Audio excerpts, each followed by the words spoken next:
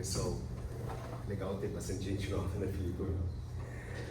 Estávamos na reta final do ano passado, meio cansados, eu, Felipe e Jerussa aqui aguentando até o fim.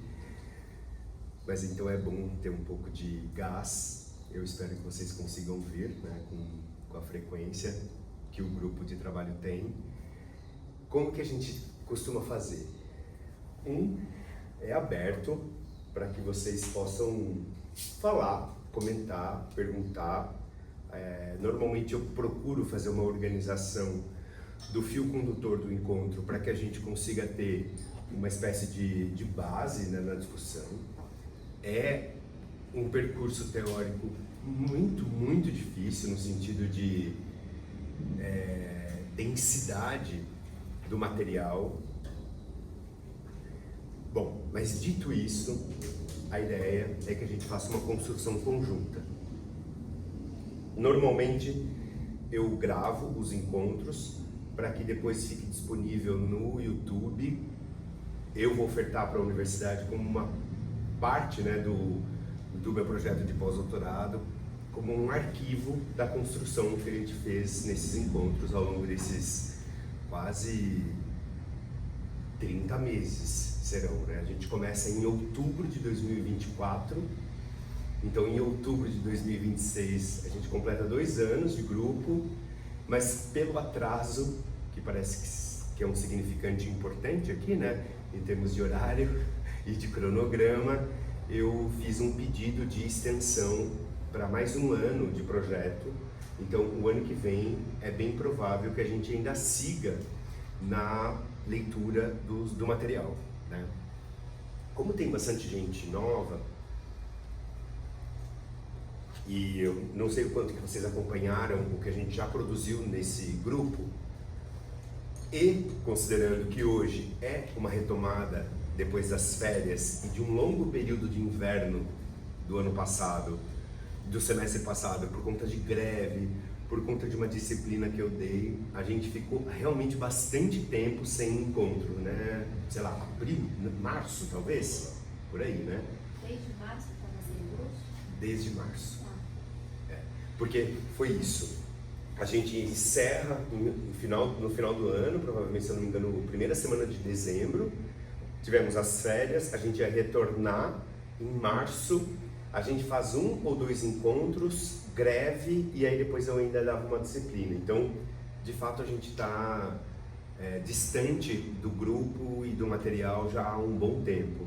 Então, acho que é interessante hoje a gente fazer uma retomada, inclusive para situar, né, quem está começando com a gente hoje e o que nós temos como tarefa nesses próximos encontros agora de agosto, setembro, outubro, novembro e dezembro. Então, o que nós fizemos até agora?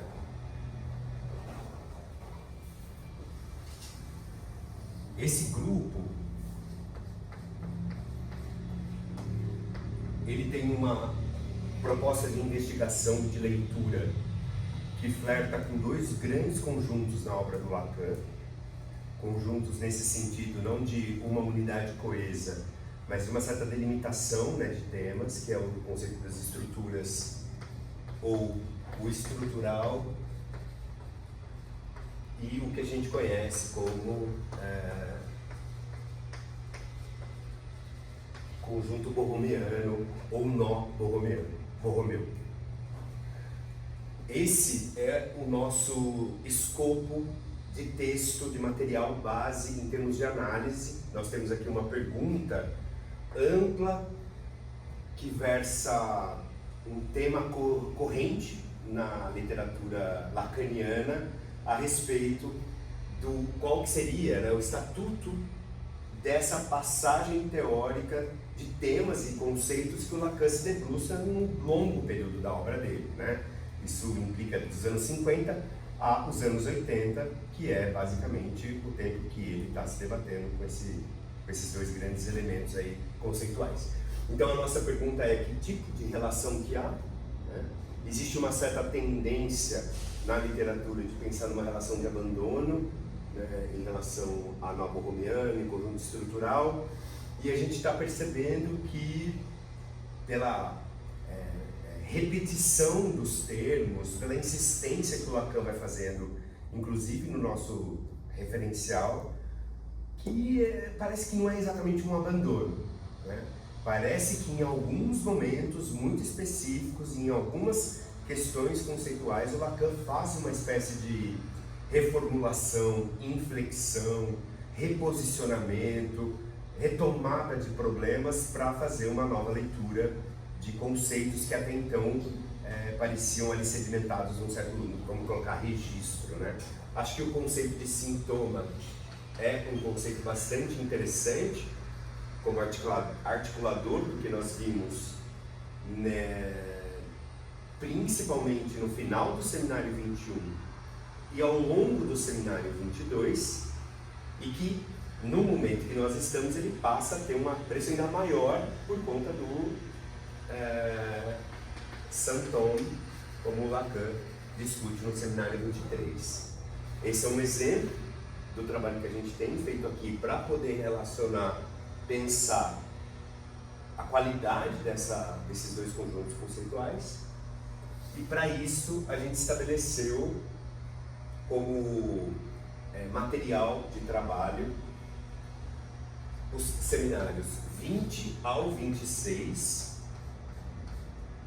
Fizemos uma breve incursão no seminário 19, quando Lacan apresenta o nó borromiano pelo conceito de demanda. Passamos pelo 20, passamos pelo 21, passamos pelo 22 e nós estamos nesse momento no 23, nas 5 primeiras aulas que foram trabalhadas, talvez as 2 primeiras de forma mais pontual, né, mais detalhada na leitura, passando em passagens, pensando juntos, porque, bom, tá longe de ser fácil, e as últimas 3, né, 3, 4 e 5, como sendo aulas que eu diria que seriam a proposta mais importante para hoje. Então, vamos lá. Nossa, eu nem bati a palma, né? Normalmente eu faço a marcação em relação ao começo do vídeo. Acho que talvez pela questão do horário eu já fui direto. O pessoal do YouTube que lide com essa nova forma nessa retomada. Mas então a gente pode seguir no nosso trabalho. Vocês leram?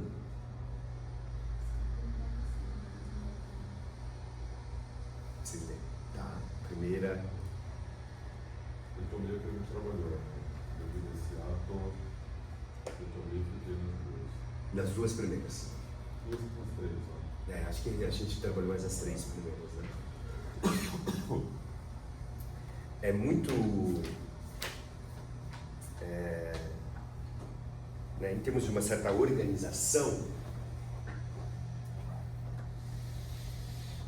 se a gente separa o que a gente já trabalhou até agora, pegando o que houve de trabalho editorial em cima desse material que nós temos acesso, as 3 primeiras aulas ficou associada ao que o Miller, né, organizou como espíritos dos nós.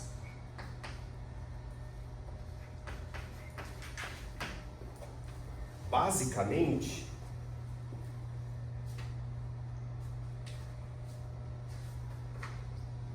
é o período de 1975. Lembrando, né, que esse seminário ele faz essa dobrada do segundo semestre de 1975 e o primeiro semestre de 1976. Então é essa temporalidade que a gente está em termos da cronologia da obra. As 3 primeiras aulas são as 3 primeiras referentes ao final do segundo semestre de 75. Nesse percurso das 3, o Lacan, na primeira, apresenta o seu objeto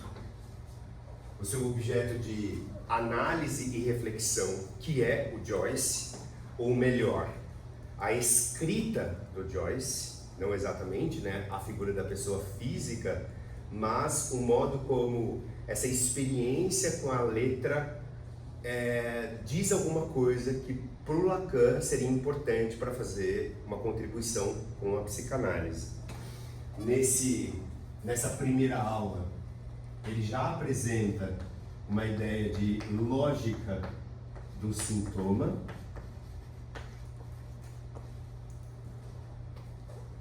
retomando uma espécie de diferencial que o Joyce convoca a psicanálise a partir de leituras de conceitos freudianos. Um deles, e talvez o mais importante nessa primeira, tem a ver exatamente com o próprio conceito de sintoma. Isso que ele vai abordar na segunda aula que nós já trabalhamos aqui no grupo é a proposição sobre o que faz furo. A gente sofreu bastante no seminário 22 e até um tanto nesse seminário para poder acompanhar o que é isso que o Lacan está chamando sobre fazer furo. A ideia do furo tem aí uma importância muito grande, exatamente para a ideia de uma certa solução que a subjetividade monta como uma ideia da singularidade diante desse furo. A gente acho que poderia debater um pouco mais isso hoje. E a terceira, que a gente também conversou, a ideia do nó como suporte do sujeito. Que aqui, por exemplo, se a gente recolhesse esse problema e abordasse ele a partir da ideia de sujeito e fala ser, nós teríamos aqui um fio condutor também muito interessante por conta do problema que teoria da linguagem, posição do sujeito, significante, campo do outro, divisão, barra, castração, né? Vocês vejam como que eu estou evocando uma série de conceitos e como que isso se articula a essa ideia que o Lacan apresenta sobre fala-ser e por que, nesse momento, ele precisa introduzir isso como uma espécie de conceito por conta de problemas do corpo, da substância gozante e a ideia das ex, né? As exterioridades.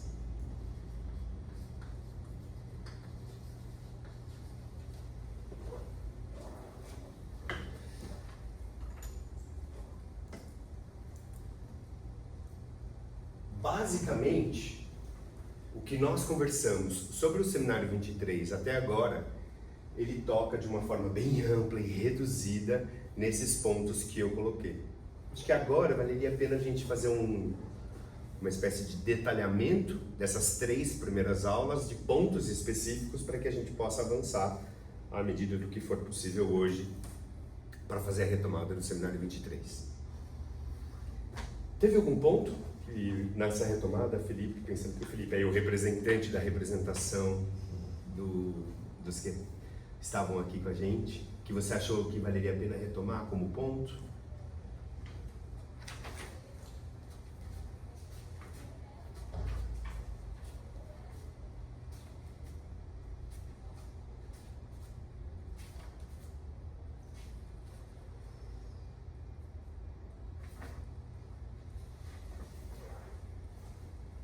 Talvez o equívoco como arma contra o sintoma. O que a gente falou aí, nesse ponto.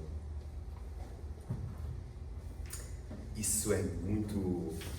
Isso pegou a gente de surpresa, na verdade, né?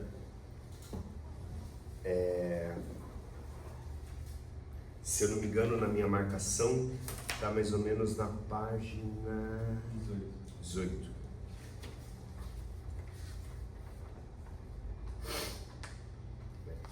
É isso.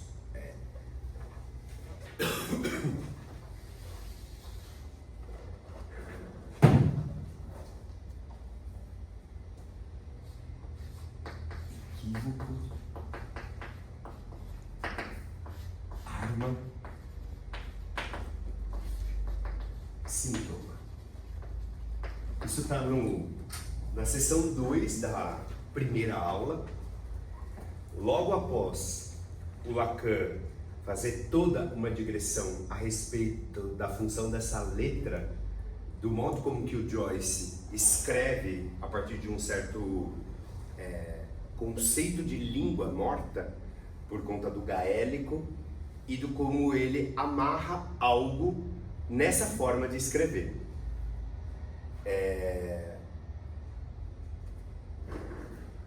Ele chega, por exemplo, a dizer que trata-se da falta, na página 14.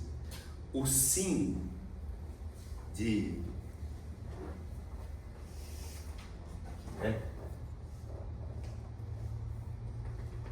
Ele desmembra pelas letras a palavra Santon, e ele faz aí uma série de homofonias, inclusive a ideia de sim como pecado, mas também de sim como falta, e ele afirma algo que depois parece ser importante para esse momento do equívoco, porque ele diz: trata-se da falta, o sim é uma vantagem, que meu sintoma comece com ele. Em inglês quer dizer o pecado, a falta primordial.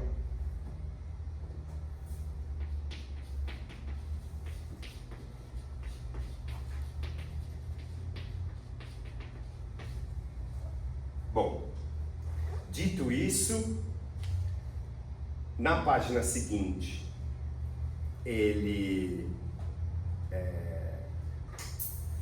puxa, não exatamente a partir do conceito de falta, castração, mas de mulher. Acho que isso é uma marca também, né? Que ele vai articulando nesses últimos seminários, reposicionando uma espécie de lógica de apresentação, não exatamente sobre falo, castração, embora isso esteja aqui em jogo, mas essa diferença, né, entre o lado homem ou a dimensão homem, isso que ele traz como mulher, para fazer uma espécie de convocação teórica a respeito de como que, no caso Joyce, se posiciona diante disso. Então, ele faz essa costura, e aí ele chega a dizer, na página 15, a mulher só é toda sob a forma pela qual o equívoco toma de nossa língua o que ela tem de picante sob a forma do mas isso não. Como se diz, tudo, mas isso não. Né? Vocês vejam que aqui nesse momento nós temos aí, vou colocar aqui como conceito, entre aspas, mulher, a ideia de que tem algo na relação com a língua, que nessa articulação o Lacan aponta que o equívoco aparece como isso não. Acho que esse é um ponto importante, me pareceu, né? Lendo o que vocês acham. Tem uma diferença em relação à fórmula de situação, da exceção, forma conjunto, mas isso não é diferente da exceção que forma conjunto, que fecha. Esse mais isso não, de alguma forma, relança, talvez para a falta primordial, para o lugar do furo nessa estrutura. Eu acho que tem aqui furo, falta, falha, lapso, eu acho que são diferenciações importantes, assim, que me vieram. Nesse momento ele retomando também, né, ele tinha prometido ali do 4, 5, 6, acho que nesse ponto ele interrompe, isso vai ficar mais claro nessa ligação de Joyce, do Freud, do complexo dialético, como sintoma do Freud, como se ele seguisse, eu tenho essa impressão, se ele seguisse, fazendo 5, 4, 5, 6, ele permaneceria com aquele problema de não conseguir fazer uma nominação que designe e que marca uma diferença. Não que nomeie, mas que nomine a diferença entre os elos, por isso 4, né? Acho que essa interrupção, que ele também menciona logo antes dessa parte do equívoco, arma contra o sintoma. que... transmissões foram essas, né, do 22, né, da nominação, a diferença da nomeação. Isso. E essa evocação que o Felipe faz, ela é muito importante, principalmente no final do 22, porque o Lacan puxa esse termo e ele está com uma espécie de problema a respeito dos 3 registros em relação à questão das identidades, semelhanças e diferenças. Era algo que ele se debruçava ali, como que se os 3 têm a mesma consistência, eles seriam diferentes. Esse era um primeiro ponto para ele, porque o problema da topologia estava aí, né? E se eles tinham a mesma consistência, qual que seria o índice? E esse é um outro termo que aparece, que é muito importante também ali no final do 22, e retorna aqui a respeito do nome distinto, específico, não em relação a um outro, mas quase não. Esse é o esforço dele, como princípio de identidade dos 3, né? Porque discutia-se muito como nome do pai o significante índice do simbólico, isso era irrevogável, do que ele havia discutido durante 30 anos, né, 20 anos da obra dele, e ele passa a pensar os nomes dos outros registros. Então, se a nominação da diferença era um modo que ele tinha de formalizar o como que os 3 registros poderiam inscrever esses nomes distintos, porque ele tinha uma ideia de que talvez o enodamento não se desse apenas por esse nome do pai, mas também por outros nomes do pai.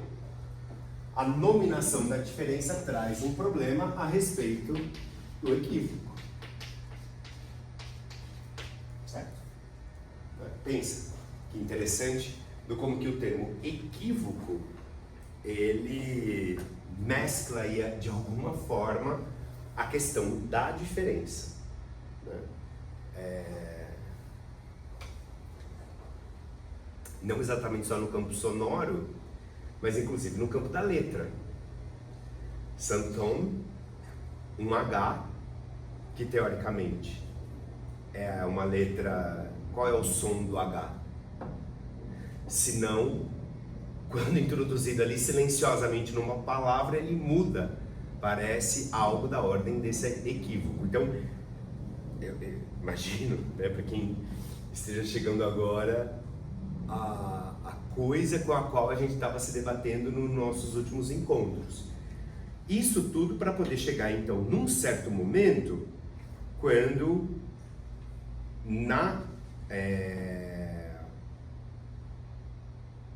na parte 2 do texto, olha como que a gente está diante de um problema. No final da página 16, o Lacan recupera um conceito muito caro para a lógica estrutural e que ele já havia se debatido bastante, que é o conceito de falo. No final do cenário 22, o conceito de falo, ele fica associado à ideia de um ponto médio em relação a não há relação sexual. Ele fica como sendo esse produto que medeia esse desencontro. Na página 16 ele então afirma: naturalmente, perdoe-me por esse termo, é preciso mais que isso. Mas como ele tinha o pau um pouco mole, se assim posso dizer, foi sua arte que supriu sua firmeza fálica.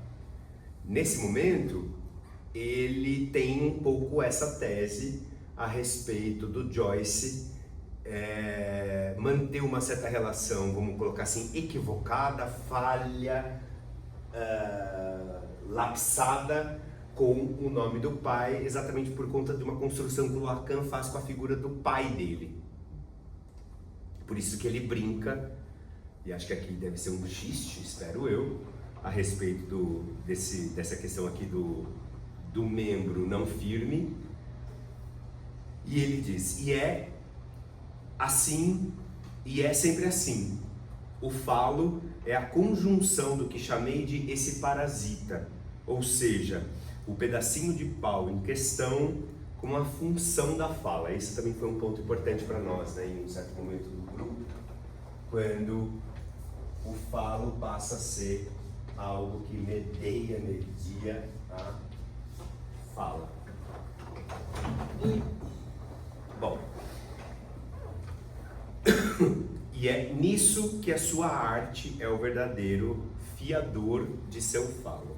Bom, eis que então, na página 18,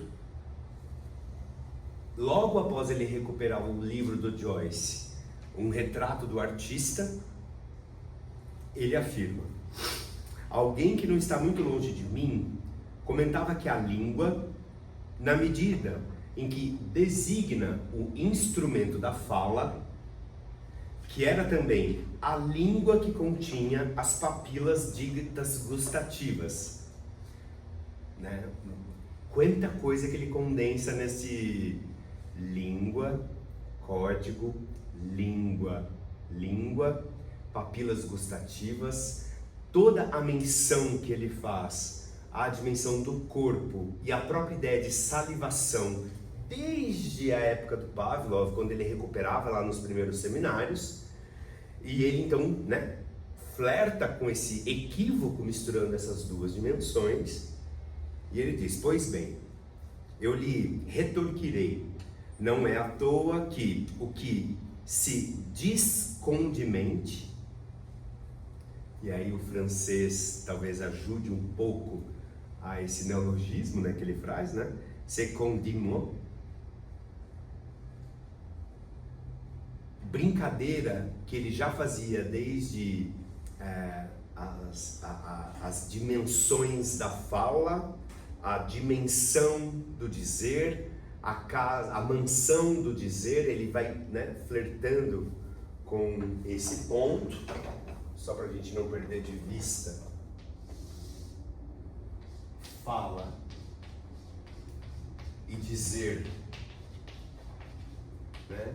Fala plena, fala vazia, isso já apareceu lá nos anos 50, e a ideia de que há um dizer que inaugura uma fala.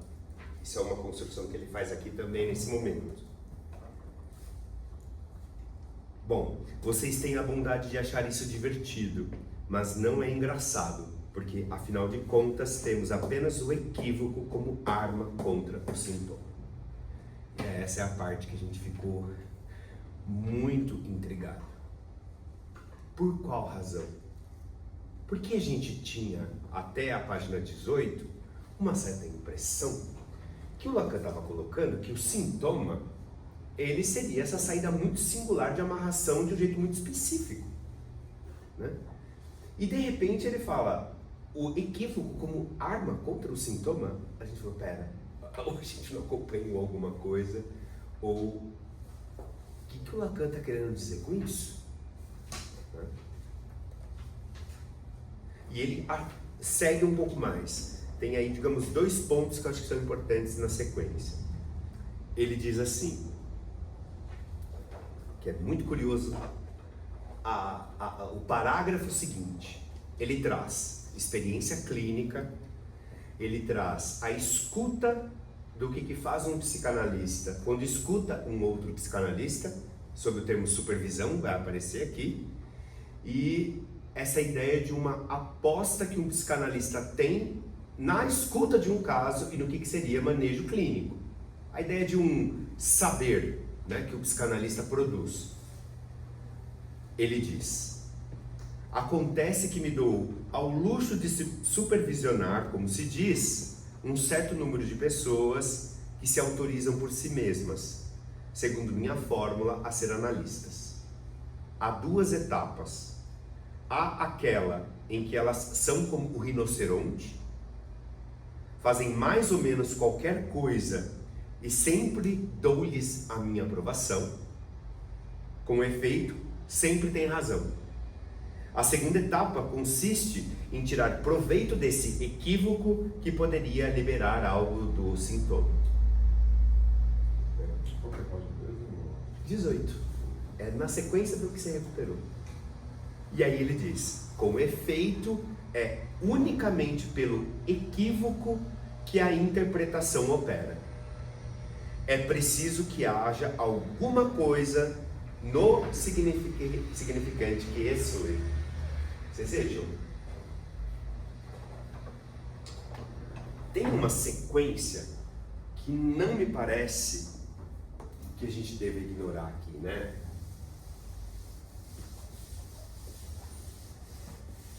O equívoco como arma contra o sintoma. Depois ele está falando da escuta do psicanalista. Vou colocar aqui só 2 etapas, porque eu acho que esse não é o nosso ponto mais importante. Ele afirma que é o equívoco que opera na interpretação, porque é algo do significante que ressoa.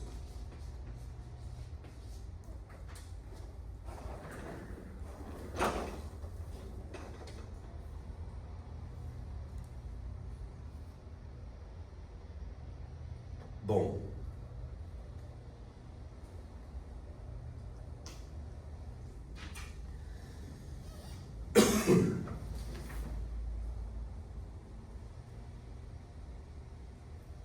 como foi voltar a isso?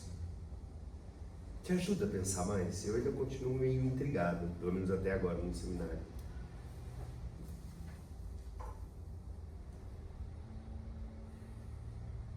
Me ajudou, viu, Jonas? Então, antes de... Na página 23, o complexo de Édipo é tal como um sintoma. Eu fiquei intrigado com isso, na recuperação, talvez por uma questão de tradução. Por que não está com um H aqui? Realmente é uma dúvida, porque no seminário anterior, o complexo de Édipo aparecia como a realidade psíquica do complexo de Édipo aparecia como o quarto elo do Freud. Ele não sabia fazer o nó, tinha os 3 elementos, não sabia como juntar. O complexo de Édipo aparecia como aquele que denotaria os 3. Ele vai passando pelo furo de todos. Então, de alguma forma, como se houvesse ali uma forma de haver relação sexual, que passa pelos furos. Tem um equívoco que abriria, eu tomaria essa dimensão de furo, que de alguma forma ele vai brincando com as palavras, mas usando elementos do corpo, do real e da fala. Então, ele situa o falo como pedacinho de pau, parasita, existe, função da fala, simbólico, real, está lá o falo que ele situa. Isso. Mas aqui eu acho que tem uma questão, né, de tradução, mas era muito difícil mesmo a extrair de volta, que eu acho que de fato, esse lado experimental nesse momento, Lacan queria abrir mão do 4, porque para ele era religioso. No entanto, aqui ele fala, bom, é imprescindível para juntar. Isso. Eu acho que o equívoco mostra, né, na questão da supervisão é interessante, né, que ele revira isso de uma outra forma. Quero ver como que as pessoas funcionam, o que enota, para a partir daí conseguir abrir algo do sintoma, um H que enota os 3 soltos. Uhum. Então tem algo que faz de alguma forma, né, um enodamento dos 3 registros, que faz com que se funcione, algo que mais para frente ele vai falar da mentalidade. Isso. E aí a arma contra é justamente poder de alguma forma romper com essa instabilidade que o sintoma traz. Porque a estabilidade do sintoma não é algo a ser construído propriamente, porque o Joyce nunca foi analisado. Assim como Freud. Né? É interessante, né? Em algum lugar que Freud e Joyce, ambos, né, na etimologia da língua dele, significa alegria. Né? Tem também algo que ele vai trazendo dessas 2 experiências. Que é quem começou a análise, quem precisou, quem não, quem funda o discurso analítico, mas acho que o sintoma, né, traz essa dimensão de algo que nota, que estabiliza os 3 registros. E por que seria importante de alguma forma o equívoco? Porque, bom, isso não necessariamente é uma boa saída. Não necessariamente foi para o Joyce, mas não para uma análise. Por isso o equívoco. Eu acho que recoloco, acho que nesses termos para começar a pensar o que é o equívoco. O sintoma teria essa função. De alguma forma a gente uma ideia. Pode dizer que o sintoma ele dá essa consistência também, que eu falando, né? Essa estabilidade tem a ver com a consistência dos registros, e talvez o equívoco ele atue nesse lugar retroativo também, de mostrar como esse alongamento é feito, né? Quando esse sintoma, sei lá, ele aparece ali muito estável e aí muito consistente, não sei se essa palavra pode ser usada dentro de uma palavra conceitual também, mas que no fundo talvez o equívoco ele seja uma arma contra o sintoma justamente porque ele revela que não está tão amarradinho assim, não está tão anodado, porque tem um furo ainda, né? É uma ponderação. Como que você chama mesmo? Andréia. Eu acho que é uma ponderação interessante, porque exige a gente recuperar, e aí acho que vai um pouco do encontro que o Felipe traz para a gente, né, que é um raciocínio muito importante da função do sintoma sem H. Na própria proposta que o Lacan, né, recupera em termos da história, nesse lugar muito singular, como uma espécie de muitas aspas, não é exatamente como que o Lacan defende, né, mas de solução de compromisso. Então, o sintoma, ele tem essa propriedade de se orientar para uma espécie de, bom, existem ali forças contrárias e o sintoma vem como uma espécie de estabilização das forças contrárias, mas é uma solução, e ela é uma solução muito singular. Isso ele discute já desde muitos momentos, né? Bom, ao mesmo tempo, ele afirma que o sintoma, ele dá notícias dessa passagem real simbólica. Ele discute isso lá, né, nos seminários anteriores, e como o Felipe colocou, né, fazendo toda essa construção a respeito de falo, castração, enfim, tem uma série de elementos. Porém é isso. É também por meio do sintoma que algo de uma análise possa acontecer. O sintoma, ele é algo do começo ao fim de uma análise. Desde a decifração no raciocínio freudiano do sintoma, ou até aquilo que é do sintoma específico que vai permanecer, porque ele tem uma função importante, né? Os caminhos da formação do sintoma. É esse termo que permite uma espécie de inscrição pulsional no raciocínio do Freud e que orienta uma lógica de existência. Isso é claro ali. Porém, tem algo do sintoma que exige análise. Ele não pode funcionar muito bem, né? Porque se ele funciona muito bem, a gente, para que o psicanalista estaria ali? O que o Felipe está apontando de uma certa forma é que talvez o sintoma ele tenha a mesma função e, portanto, o equívoco permitiria algo a ser analisável dessa subjetividade, né? Mas é isso, como algo a ser extraído numa certa travessia singular, que daquilo torna-se algo outro, né? Um saber fazer como. Acho que é uma formulação que ele vai dar aqui, né? Vocês acompanham esse raciocínio? Que é um pouco disso que você insistiu, né, Felipe? Com detalhes teóricos, que eu não saberia reproduzir. Você ia falar? A instalação de uma estabilidade, talvez, porque o sintoma não tem essa função de estabilização dos três registros, né? E aí, pensando no que você está dizendo, o equívoco, é como se o equívoco fizesse furo nesse quarto não. No sentido de, não tem como não ter esse quarto não. Mas talvez o equívoco estabilizar. E aí, é isso, aí é saber fazer. Eu fiquei um pouco com essa impressão, assim, quase que uma via do meio, assim, né? Pensei em dois momentos, assim, na página 41, quando tem umas certas perguntas e respostas, aí alguém, que é um Y, que está falando, nessa perspectiva, a esperança de tratamento no que concerne a análise parece ser problemática. E daí ele fala que não há nenhuma redução radical do quarto termo, mesmo na análise.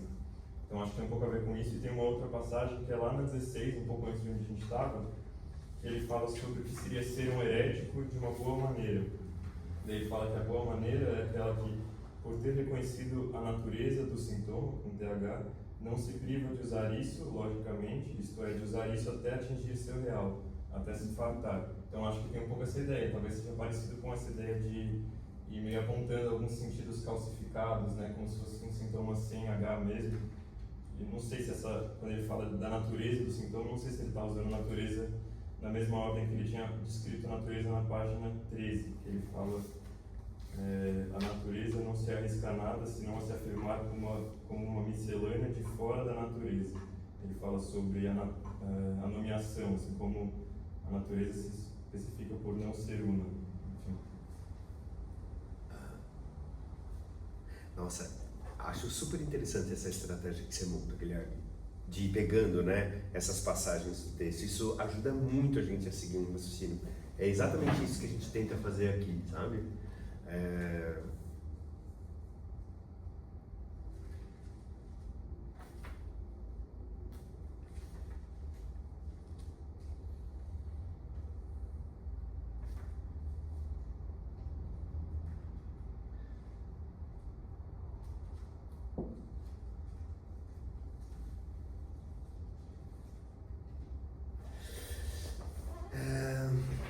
Felipe, eu queria voltar nesse ponto da 23. 23, seminário 23. Você acha que pode ter alguma questão de tradução? Fiquei com essa, relendo assim, fiquei com essa tarefa de procurar outras referências.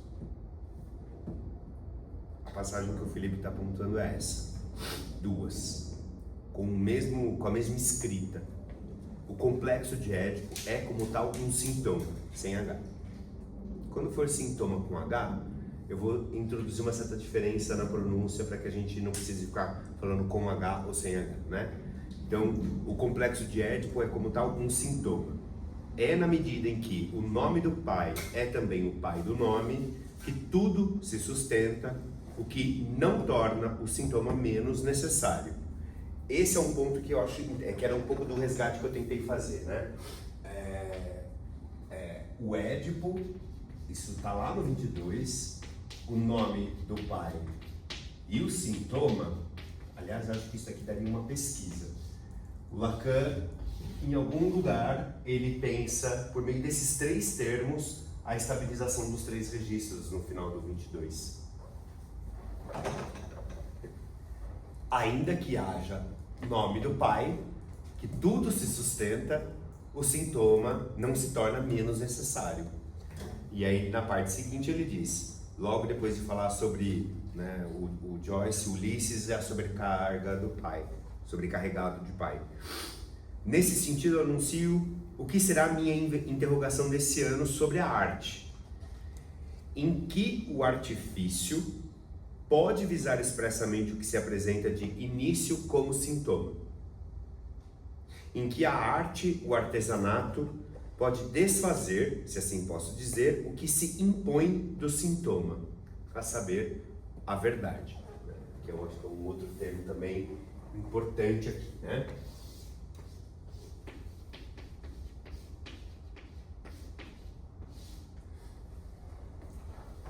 Ele retoma essa diferença do nome do pai para o pai do nome. Isso. Que aí retira propriamente uma propriedade, pelo menos lá no final do 22, do simbólico, a da amarração.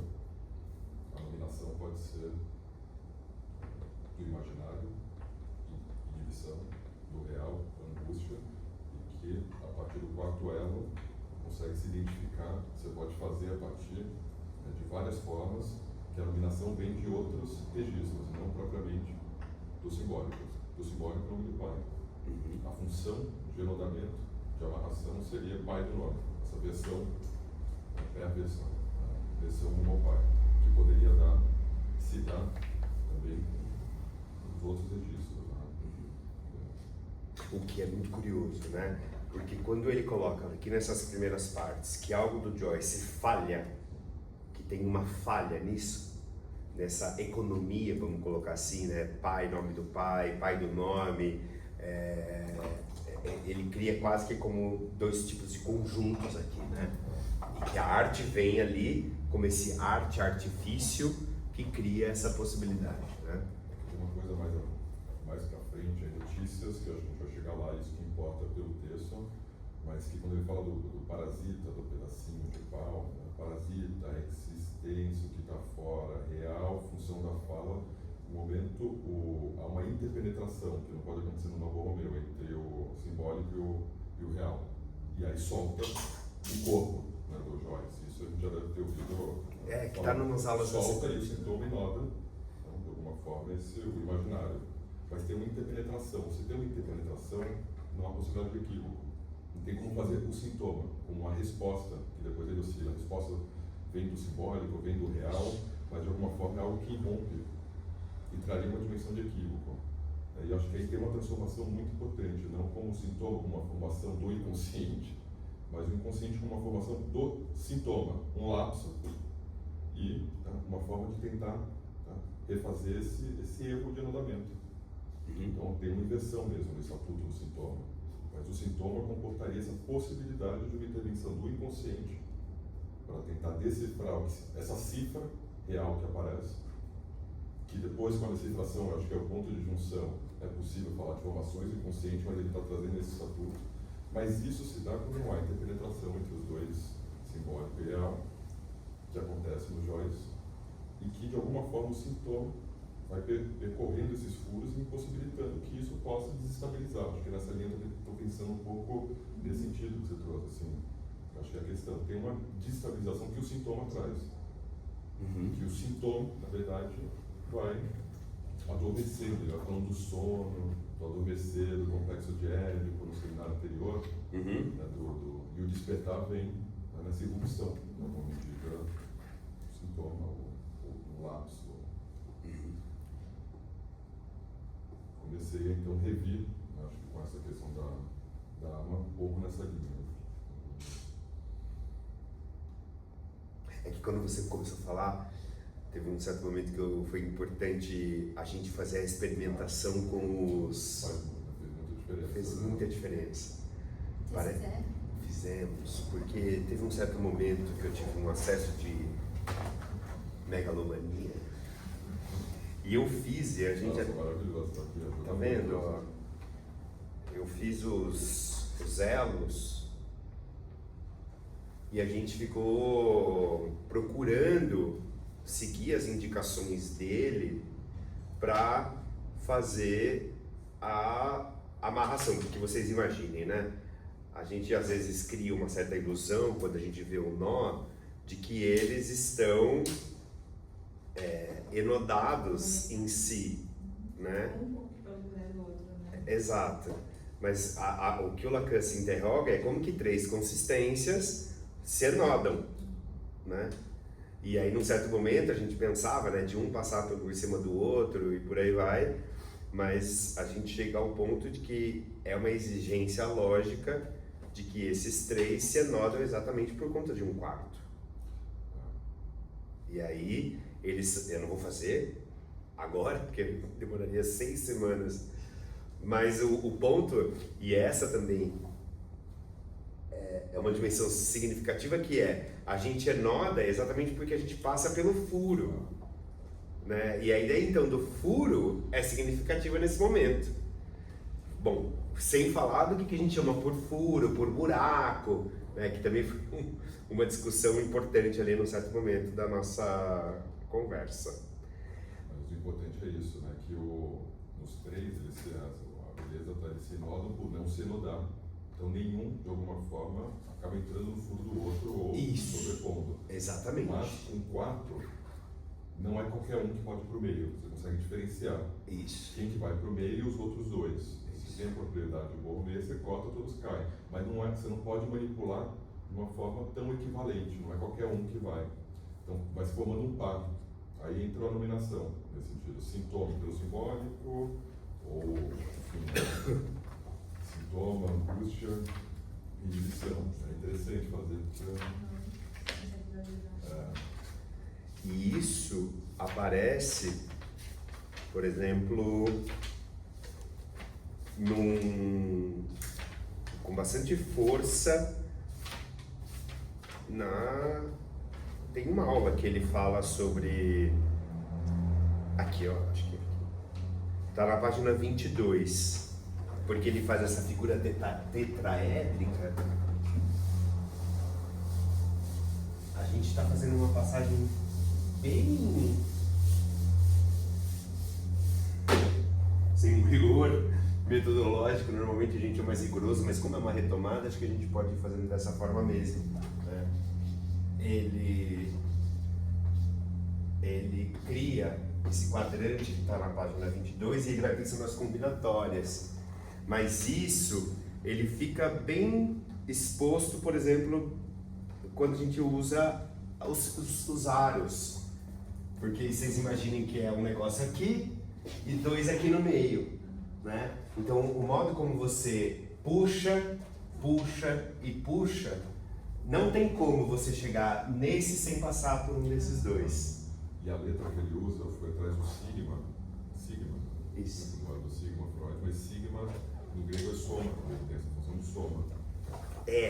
Porque isso era um ponto que a gente quebrou a cabeça no final do 22 por conta das ideias do Lacan, de que do 1, quando você tem 1 tem 3, que o problema é o 2, como se alcança o 2, e aí o problema da soma, porque somar 1 mais 1 sempre vai dar 3, aí ele traz o problema da matemática do n mais 1.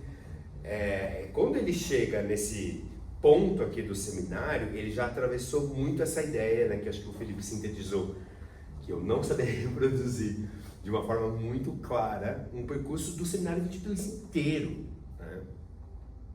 Bom, mas é isso.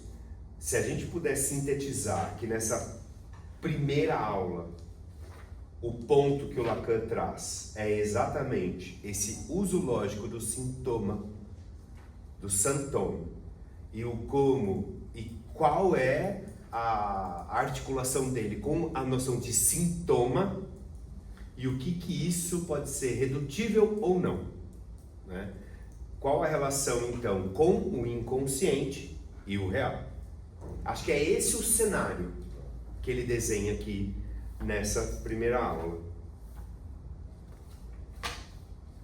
A segunda, que seria a do que faz furo no real,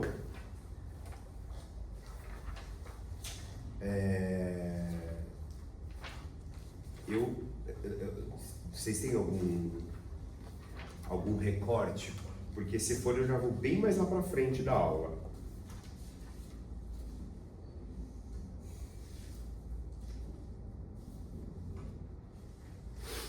Eu iria para a página 36.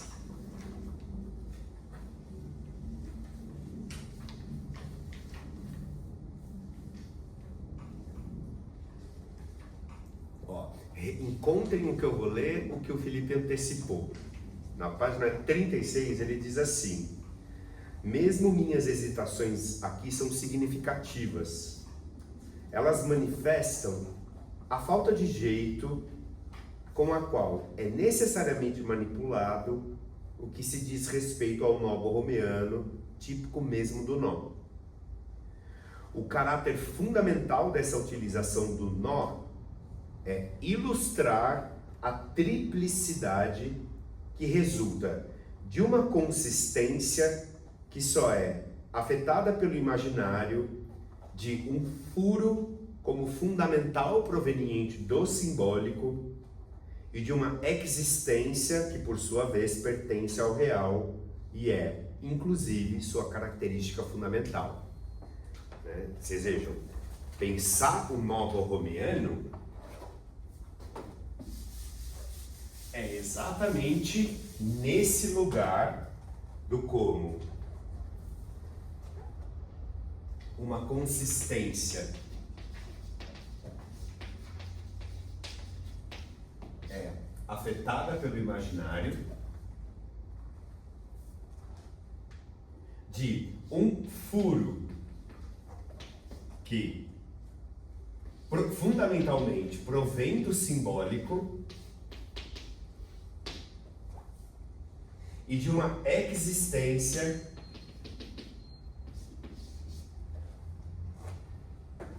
que pertence ao real. O nó borromeano, ele ajuda, vamos colocar assim, né? Ele ilustra, embora ilustrar, traz um problema do modelo, é modelo, não é modelo, do como que esses três registros estão articulados ao furo, né? Que aqui a gente sabe para onde que ele leva a gente, né?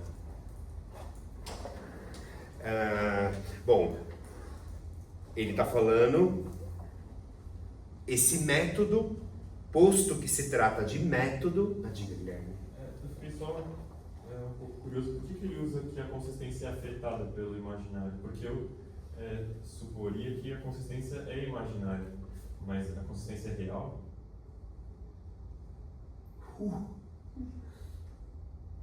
Boa pergunta. Porque na página 19, ele fala, no penúltimo parágrafo, ele fala algo sobre a consistência, e eu entendi que ele dá a entender que seria real, mas, enfim, eu suporia que a consistência é imaginária.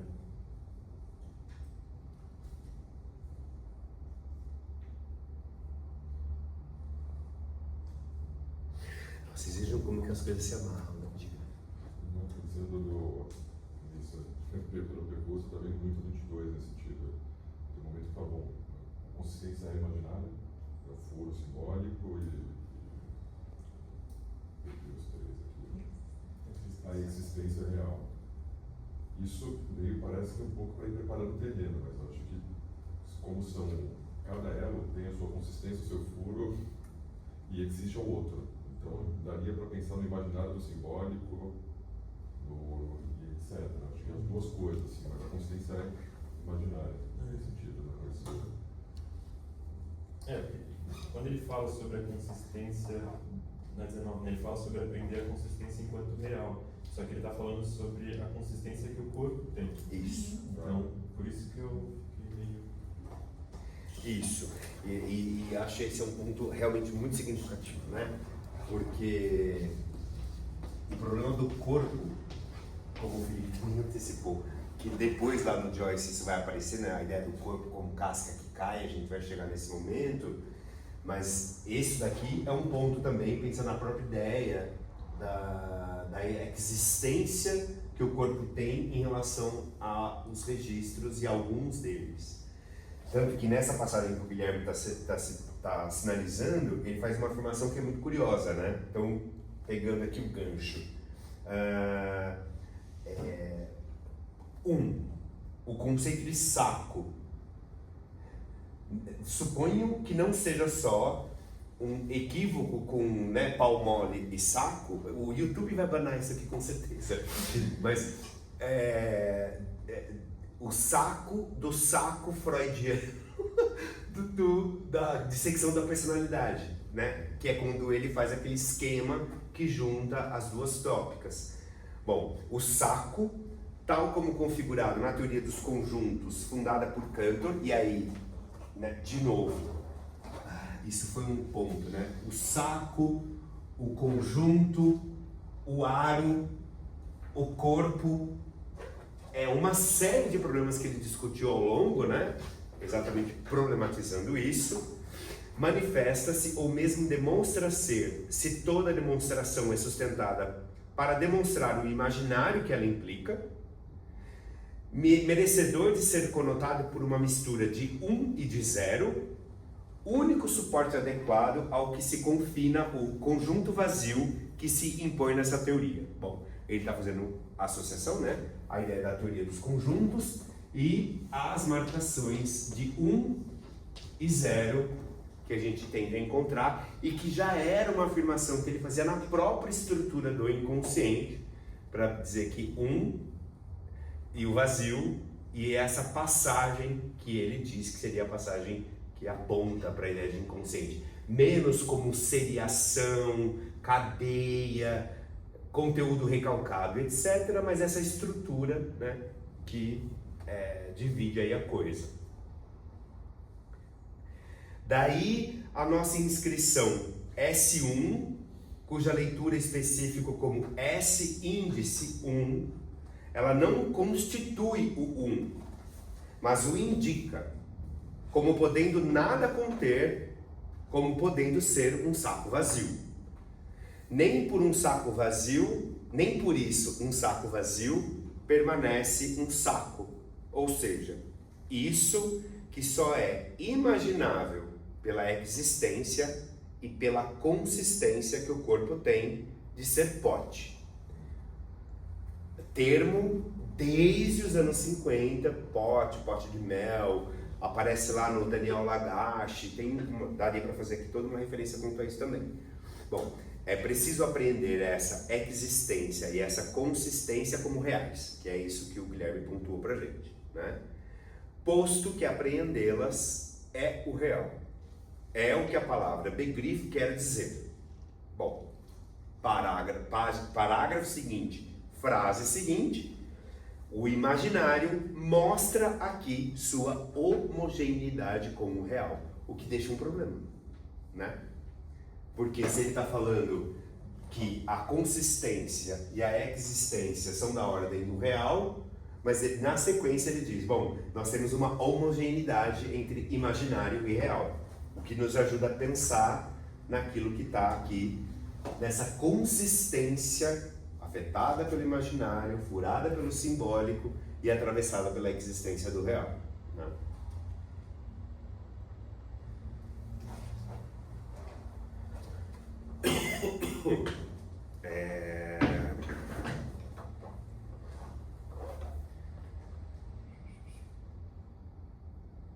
Bom, Mas parece uma redução máxima possível do imaginário nesse sentido, porque forma um conjunto.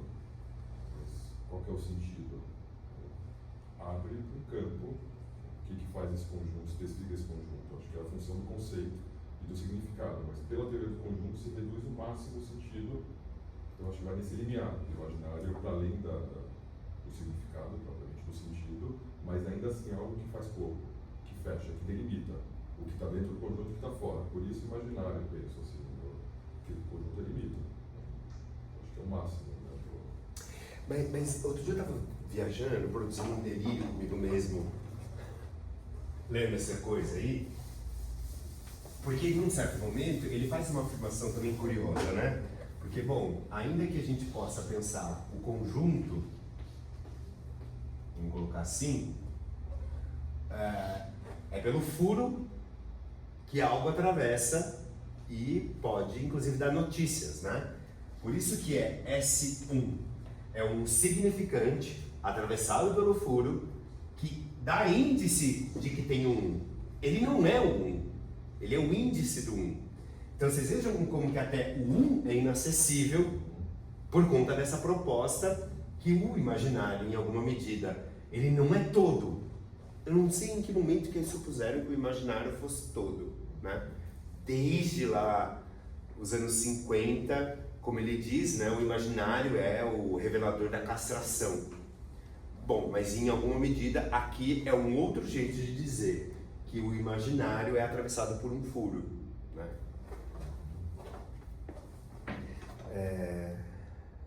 Tudo bem? É tudo ótimo. Maravilhoso. Bom, mas é isso, pelo menos a gente sofre juntos, né? A gente não sofre sozinho. A gente faz laço, nó,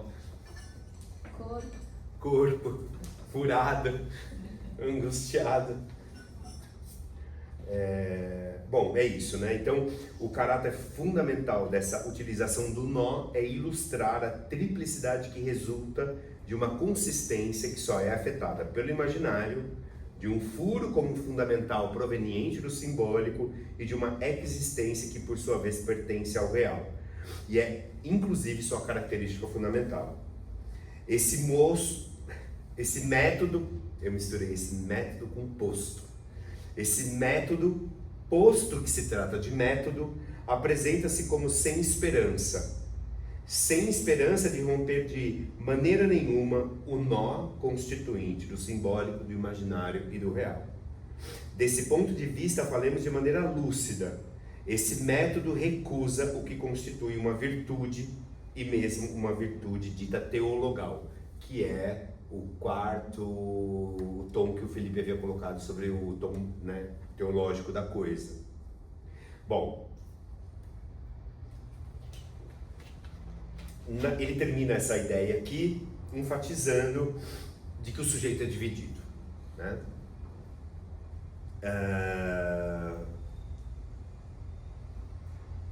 Por conta do Chomsky, por conta do próprio conceito de língua e linguagem, especificamente, que o Chomsky defende como um órgão, né?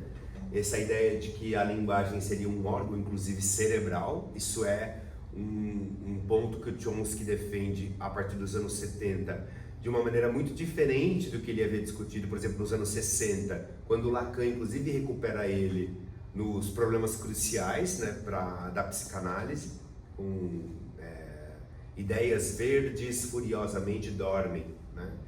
Ele é do Chomsky, mas ele situa a diferença.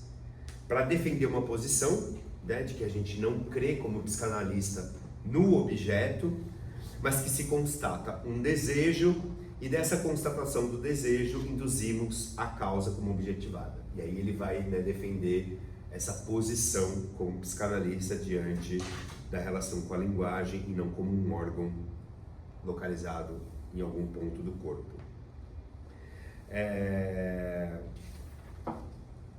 Existe uma passagem aqui na 37, logo depois que ele vai trazer a ideia da debilidade, que tem um pouco do ponto que o Felipe trouxe sobre mentalidade ou pensamento, né? Acho que tem aí uma conversa significativa a respeito disso, mas acho que talvez seja em outro momento a gente possa discutir melhor.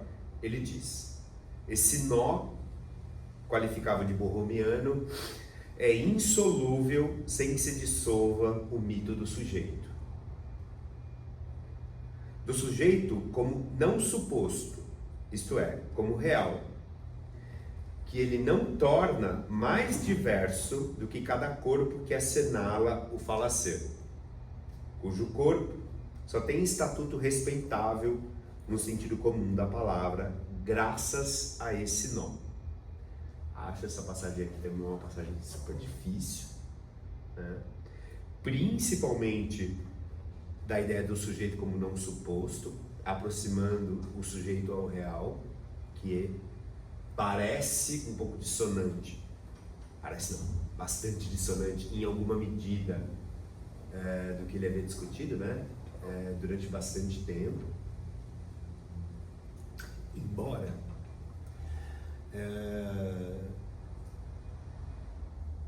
em 1936, quando ele faz a primeira apresentação do Estado do Espelho, ele diz que o conceito de sujeito é o que simboliza o isso.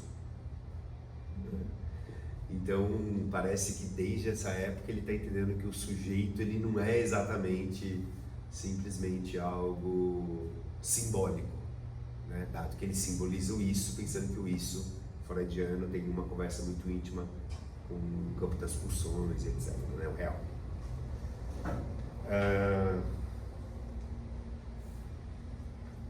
Bom,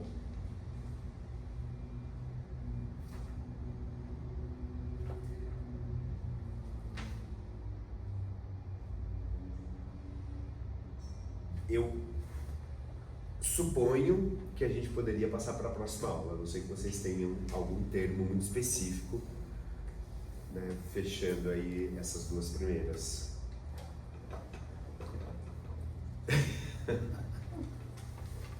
Passei muito rápido por aí.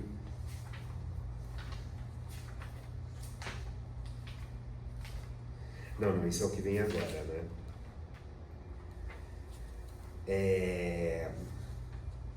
Isso daqui deu um trabalho para nós. Vocês vejam que a última citação que eu li evoca a ideia de sujeito. A ideia de sujeito seria até estranho se o Lacan escutasse falando isso. Evoca o conceito de sujeito. O sujeito não é uma ideia, não é pensamento, não é mentalidade. sujeito dividido e essa dimensão real do sujeito, o que toca no ponto do falacer e pelo nó, o corpo. A aula seguinte o Miller nomeia como do nó como suporte do sujeito. Essa é uma afirmação, né, que o Lacan faz aqui no meio dessa aula para poder pensar a relação que tem entre nó e sujeito. Aquela passagem, como que ressoou para você? Olha só, voltando nessa do sujeito como nosso poço.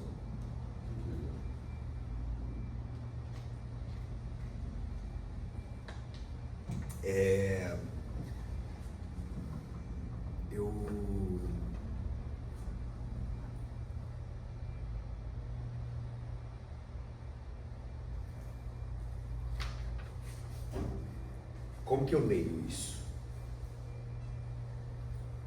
Seria o mito do sujeito.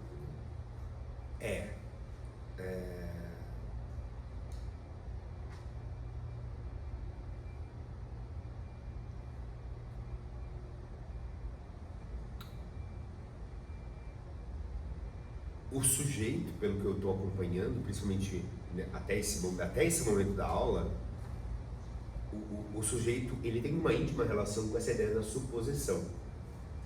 Exatamente por ele não estar nem em um e nem em outro significante, pensando, articulando que o sujeito vem sempre associado ao efeito de um em relação ao outro, e portanto tem algo do sujeito ser suposto e nunca ser capturado completamente.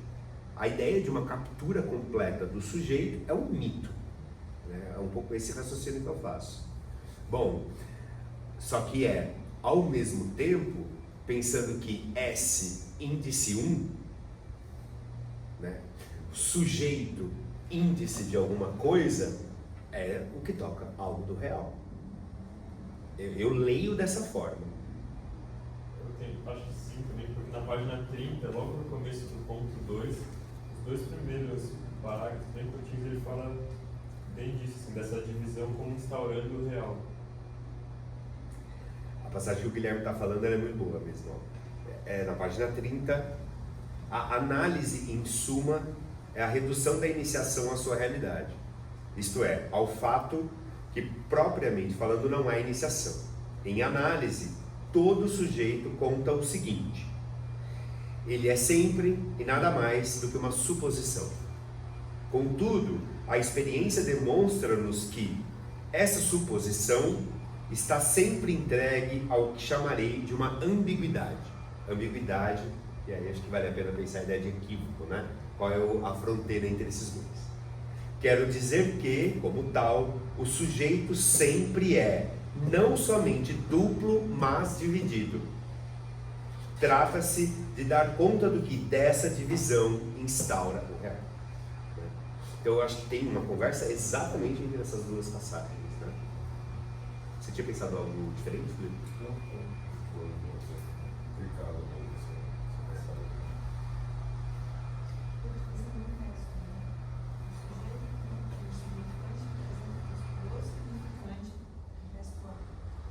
Aham. Pensando um pouco nessa instalação do real. Entendi o raciocínio, Carla. Recuperando aquilo que ele discute lá no 10, né? Isso, Aham. Ai, gente.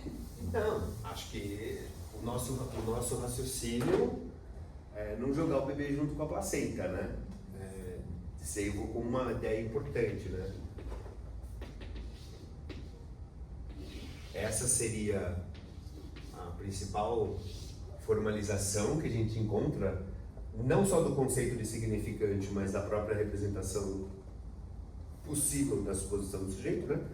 Um significante representa o sujeito para outro significante e que, né, no que o 10 coloca, né, resta esse A, né? E a ideia é que ele, inclusive, cria uma possibilidade de que haja lugares em que esses dois logicamente se determinem, né? Pensando aqui no tema da fantasia, mas do como, inclusive simbólico e real, tocam aí, parece que num ponto, no mesmo ponto, em lugares diferentes, né? É que eu fiz isso, Carla, porque tem um momento, né, no 21 ou no 22, que ele suspende a ideia do A como resto, né? Ele cria ali uma espécie de sequência de passagens que ele vai falando de uma anterioridade lógica, que ele vai falar, bom, a gente pensa no resto, mas não no resto depois, no resto antes, né? Isso acho que já estava lá meio que no 10, mas aqui nesse momento isso fica muito evidente. Exatamente por conta da preocupação que ele tem em não criar essa sequência temporal, né? Primeiro o real, depois o simbólico e depois o imaginário, né? Tanto que depois ele fala que a gente poderia recortar isso de diversas formas, né?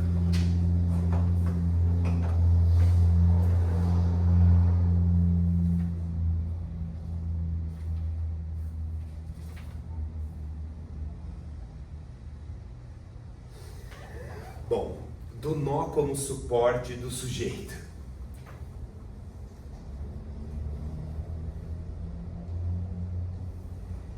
Ele usa aqui uma expressão nessa primeira parte da aula que eu demorei muito tempo para entender, não é que eu entendi, mas que fica evocado na imagem da página 46.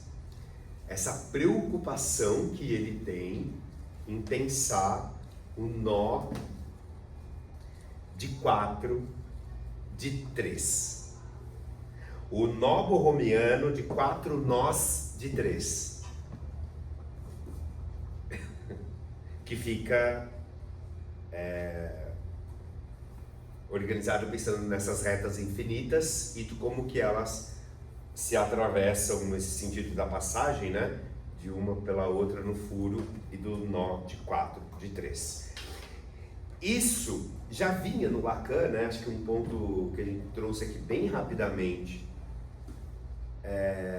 de que num começo ele pensava o nó como RSI, né? Real, simbólico e imaginário, portanto o nó de 3, e isso desse passo que ele faz da exigência de um quarto nó, elo, para poder pensar o nó como um nó de 4. Ele faz alguma exploração até que chega lá o Soares e Tomé e apresenta para ele que eles descobriram um jeito de modelar esse nó de 4 de 3. De 3 pontos, né? De 3 pontos, Júlio. Isso.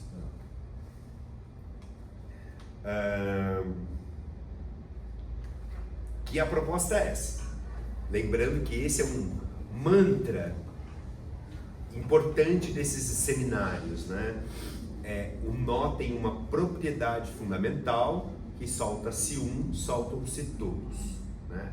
Assim como no final do 22, amarra-se um, amarra-se todos. Todos pensando nessa numeração. Então, o que é soltar um para que soltam-se todos, o que é amarrar um para que amarra-se todos, pensando lá na teoria do conjunto e nesse momento do um como círculo e não do um como reta.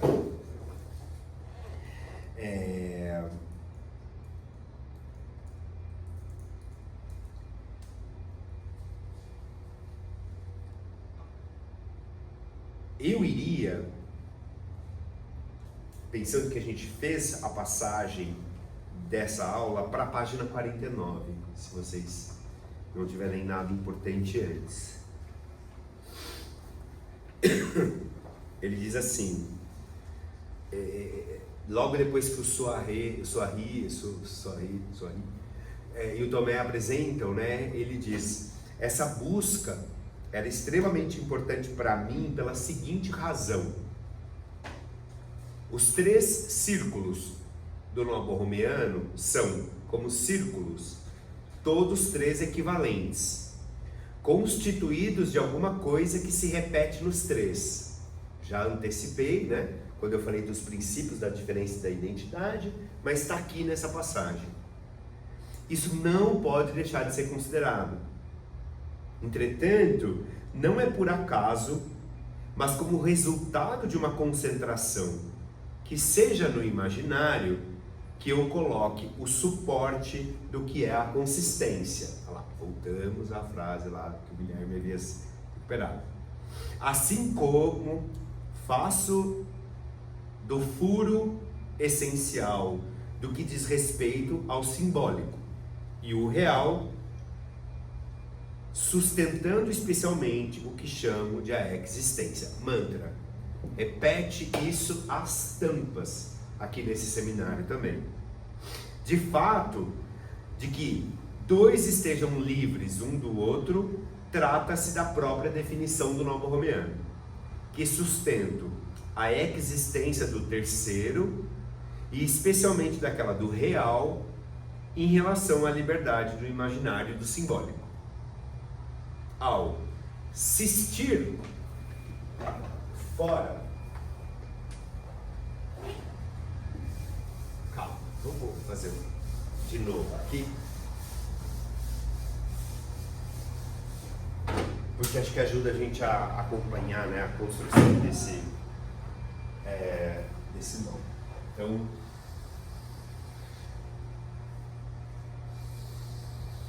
não estou sendo rigoroso nas passagens de um sobre o outro.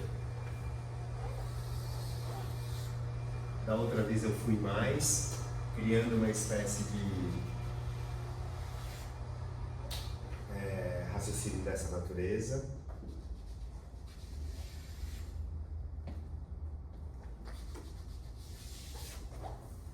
Pensando que o passa por cima, passa por baixo, ficaria aí associado a essa nuvem, né? Aqui é o que o Lacan chama de furo central e que isso já está posto desde o 22, de que é o lugar do A. Se a gente coloca aqui imaginário, simbólico e real, a gente cria um raciocínio de que existe sempre um furo em oposição ao registro. Então,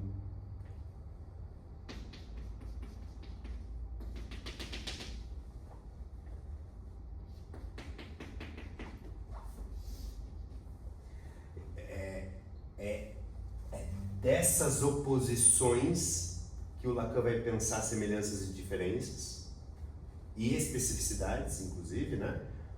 As distinções, nomes indistintos e distintos, entre o imaginário e o real.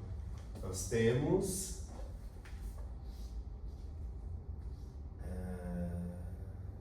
corpo, né? O corpo que ele coloca, não é? Não. Sentido. O sentido não é o simbólico.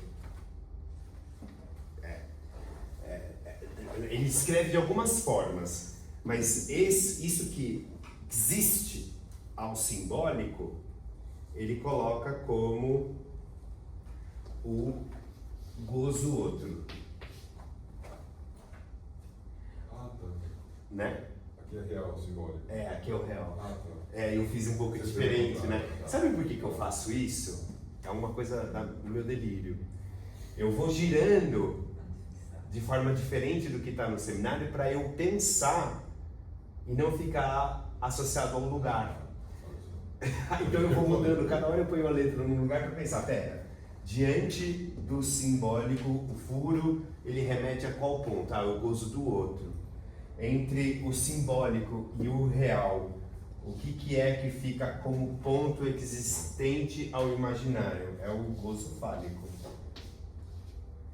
E diante do real, o que existe, né, como intersecção de imaginário e simbólico, aí sim, aqui é o sentido.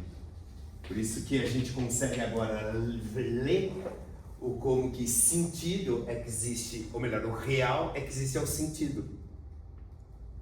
O gozo outro é que existe a dimensão simbólica e o falo é que existe ao imaginário. Por isso ele vai falar dos 3 furos da existência aqui. Nos vemos daqui a 15 dias e aí a gente fica com as 2 próximas aulas, 4 e 5, tá bom?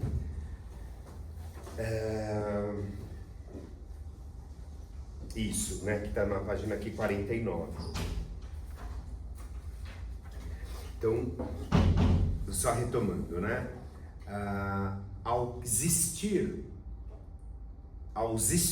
fora do imaginário e do simbólico, o real colide, movendo-se especialmente em algo da ordem da limitação. Isso aqui é um ponto interessante também, né? Durante o seminário 21 e 22, o Lacan tinha uma preocupação muito interessante de pensar qual que é o limite do sentido. E qual que é a extensão, inclusive, das associações e metaforizações, substituições de um significante por outro. E ele coloca algo muito que no nó fica escrito de que o real é o limite. E, portanto, limite no sentido da própria direção. Pensando que o real, então, cumpre uma função importante em relação à ideia do infinito do sentido. A partir do momento em que ele está bohemianamente anodado aos outros 2, estes lhe resistem. Vocês vejam como que imaginário e simbólico diante do real, como esse ponto de limite, eles resistem a esse lugar. Essa é uma construção importante no raciocínio que ele vai fazer daqui para frente. Isso quer dizer que o real só tem existência ao encontrar pelo imaginário e pelo simbólico a retenção. Acho que a gente poderia se debruçar, né, o que é esse conceito de retenção que ele coloca aqui, mas de qualquer forma é muito evidente nessas passagens que a gente está lendo, do como que o Lacan não desassocia os 3, né, o tempo inteiro. Bom, claro que não é um mero acaso eu formular isso dessa forma, mas é espantoso, uma vez que convém dizer a mesma coisa para os outros 2. Ou seja, o real e o imaginário resistem ao simbólico, o imaginário e o real resistem, e por aí vai, né?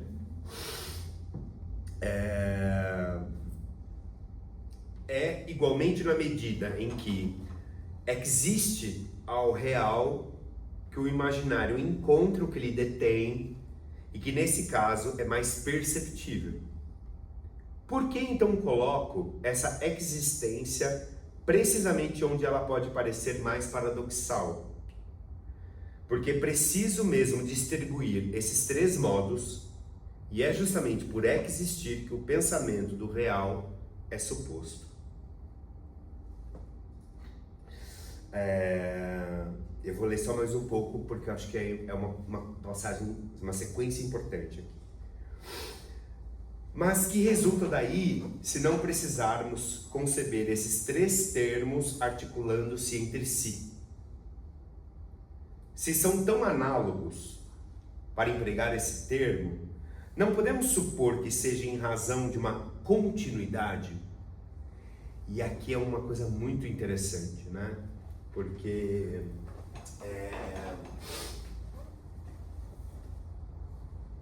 vocês imaginem como que a gente sustenta isso de que essas 3 têm a mesma consistência, mas que produzem distinções entre elas, específicos delas, né?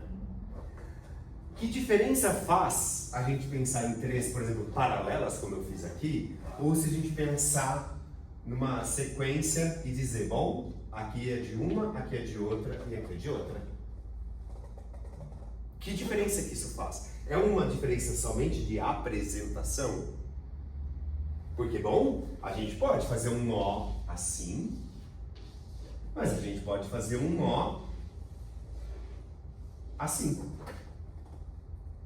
né? Em termos de continuidade e em termos de diferença. É um pouco uma pergunta, né, de método, talvez muito específica, mas acho que o Lacan precisava trazer isso pra gente, porque não é tão simples a gente colocar como que se distingue isso numa noção de superfície, né? Lembrando que o Lacan está trabalhando com uma superfície que não é essa superfície tradicional que a gente encontrava na euclidiana. A topologia é exatamente, né, a lógica de uma superfície tem ali alguns requisitos, propriedades. Bom, eis o que nos leva diretamente a fazer o nó de 3.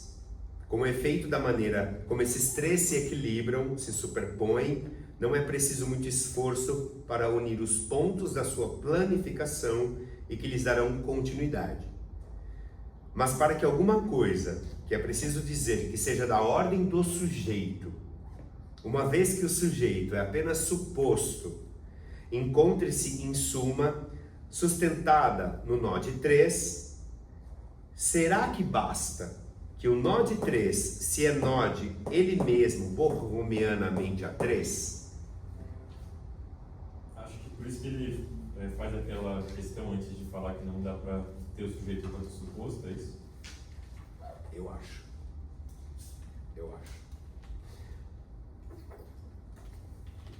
Ele chega a dizer que não é qualquer nó que é suporte do sujeito.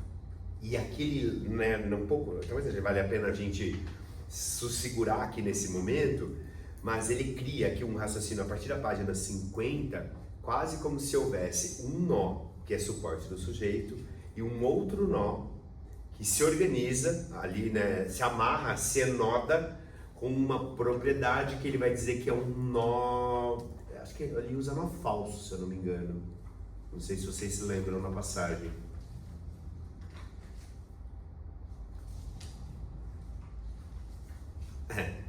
É exatamente esse é o termo. No final da 51, ele diz, existem 2 tipos de nó.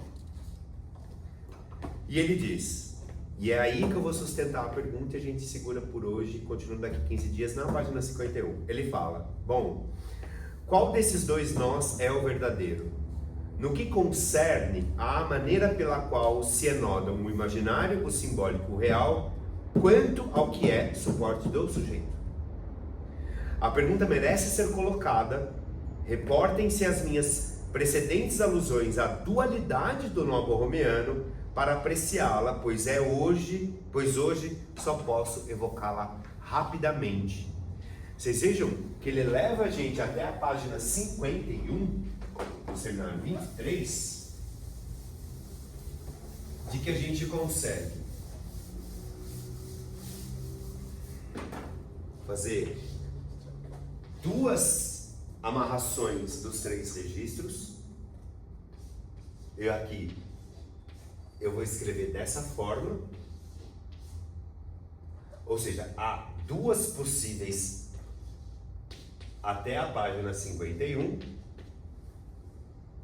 mas que uma delas evoca o suporte disso que ele nomeia como sujeito suposto. E essa é a nossa tarefa. Isso não significa que nos 2 não haja fala-ser, mas um é suporte do sujeito como suposto.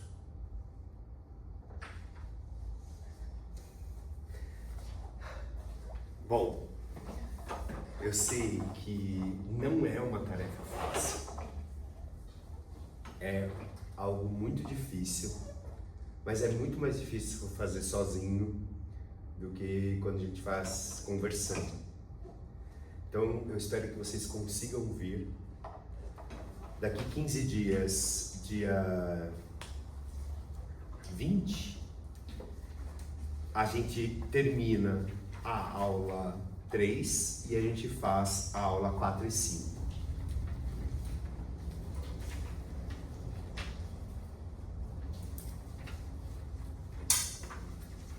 A ideia, normalmente, é que a gente trabalhe entre 2 2 e 1 aula.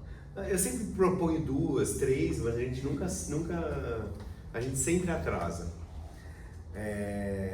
E tá tudo certo, né? Acho que a gente pode aproveitar que há a possibilidade de fazer mais um ano, o ano que vem, e ir com calma. Temos o 23, nós na sequência trabalharemos o 24, depois o 25 e depois o 26. É isso. Não é? Em 1 ano e meio, Paula, 1 ano e meio. E o 24 e o 25 eles são seminários mais curtos, né? Pensando em termos de volume de página, ele é menor, né, do que esses seminários mais longos que a gente atravessou até agora. Você elege lições ou lê todas? A gente vai ler todas, a gente passa por todas.